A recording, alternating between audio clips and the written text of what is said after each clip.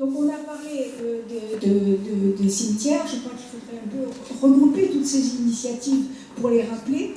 Il y a eu aussi, bien sûr, la fidélité à ceux qui ont été les grandes tragédies. Alors, bien sûr, il y en a eu quantité, mais il y a eu tous ceux qui se sont attachés à la tragédie des disparitions à Oran, mais aussi à la fusillade du 26 mars. Alors ça, c'est venu un petit peu plus tard, hein, on y viendra quand les choses se sont... quand on a un peu réfléchi et que l'urgence a cédé la place au besoin de comprendre. Voilà. Je crois que c'était important d'avoir l'impression que nous avions vécu une injustice, qu'il n'y avait que nous qui la jugions comme telle, et qu'il fallait comprendre ce qui s'était passé, puisque nous nous sentions accablés sans raison, et que les autres nous disaient « mais non, vous êtes coupables ». On va aller dans ce même sens, et pour préciser que dans ces associations, on a rencontré des gens extraordinaires, je pense à Claude, et Colette me disait l'autre jour que Claude a été capable d'organiser un pèlerinage à Lourdes. Et finalement, les harkis sont allés en pèlerinage à Lourdes. Alors, elle dit au début, mais on ne lui résistait pas vraiment à Claude. De toute façon, on n'avait pas trop le choix. Il avait une façon de vous envelopper, comme ça. Et il a fait un quart en se disant, les harkis vous venez avec moi. Alors, on ne lui disait pas non. Et ils sont partis à Lourdes avec Claude et Colette. Et c'est quand même assez extraordinaire. Alors ça me fait un peu penser, c'est une toute petite parenthèse, on en parlera après, si on a le temps et si vous le souhaitez. Je ne sais pas si vous avez vu le film qui est sorti, Reste un peu. Voilà. On en parlera parce qu'il y aurait des choses à dire, mais on va un petit peu dans ce même sens. Hein, voilà. Alors on a parlé du 26 mars. Tu veux... Oui, je voulais juste dire un mot. Parce qu'en fait, ça me tient à cœur, comme vous êtes nombreux des Oranais, il y a beaucoup d'officiers, justement, en parlant des officiers, qui ont sauvé des gens.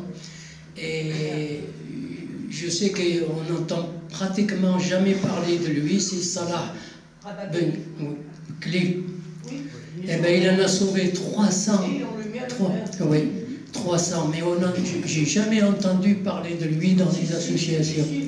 Nous, à chaque dépôt de gerbe le 5 juillet, on le met à l'honneur. Ah, je ne sais pas, moi j'étais pas là. Mais c'est une personne, d'ailleurs, le colonel à qui il avait affaire, il a dit heureusement que tu étais, par chance, tu étais musulman. Il a dit si tu étais français, tu passais là. Ah ouais.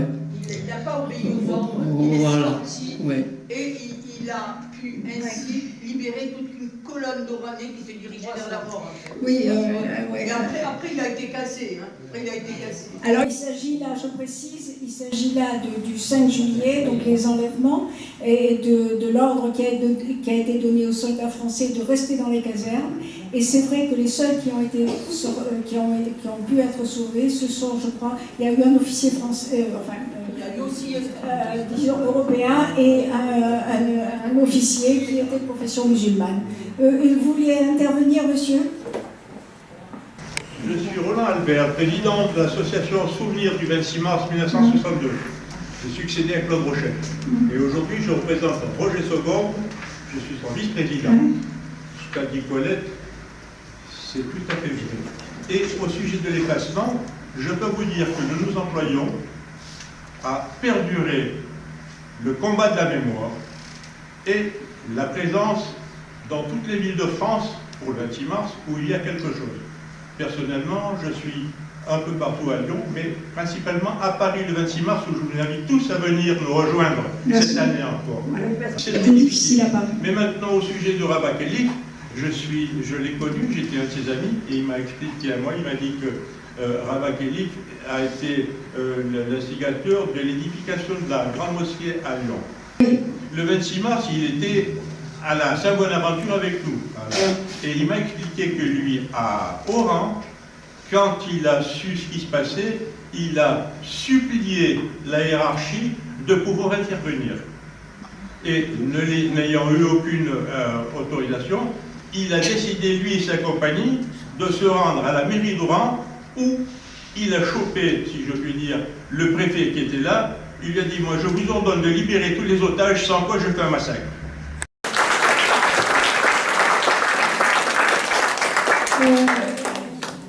Dans cette période où nous passions justement de l'urgence à quelque chose de plus élaboré, je crois qu'il y a aussi des initiatives qui ont eu énormément d'importance. Ça a été la création d'une multitude de revues qui finalement jalonnait ce cheminement des Français d'Algérie. Alors, bon, vous connaissez la revue algérianiste, bien sûr, parce qu'il y a beaucoup d'algérianistes. Ça a commencé dès 1973, mais tout le monde, je crois que dans les tout premiers journaux qui ont été créés,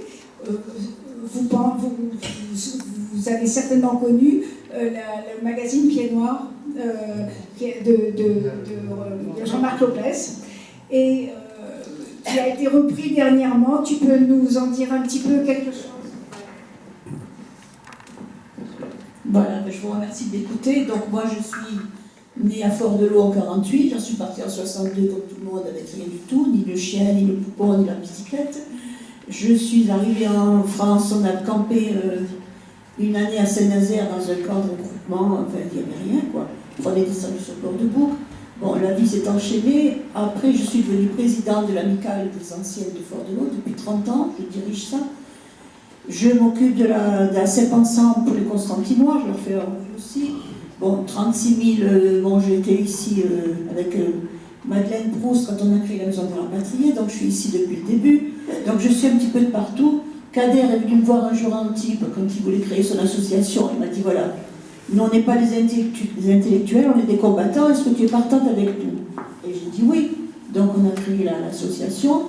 Donc je suis ici depuis tout le temps. Donc, et puis là, cette année, j'étais à Sifour, c'était l'enterrement de notre grand copain Jean-Marc Lopez qui avait créé la revue Pied Noir d'aujourd'hui. J'avais jamais réfléchi à rien du tout.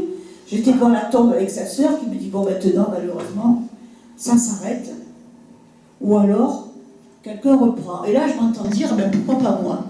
Donc et patatras, donc me voilà. Depuis un an, je fais la revue Pied Noir d'hier ou d'aujourd'hui. Je vous en ai déposé quelques numéros à l'entrée que je vous offre, vous pouvez les prendre. Si vous avez des... Et puis bon, les gens m'appellent, et c'est vrai qu'on est au bout de quelque chose. Les gens sont tristes, il y a plein de problèmes qui n'ont pas été résolus. Ceux qui ont eu des personnes enlevées, les attendent toujours. J'ai des mères, j'ai des femmes qui me disent, j'attends encore. J'entends un bruit, je crois qu'il va revenir. Donc tant qu'on n'a pas vu le corps, ils vont partir, ces gens, avec une tristesse terrible.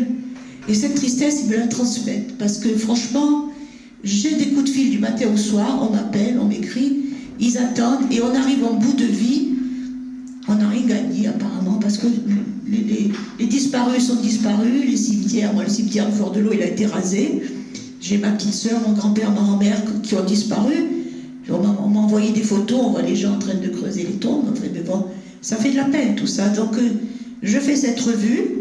J'espère pouvoir la tenir encore un an ou deux. Bon, les fonds baissent, mais enfin, j'ai augmenté un peu la revue.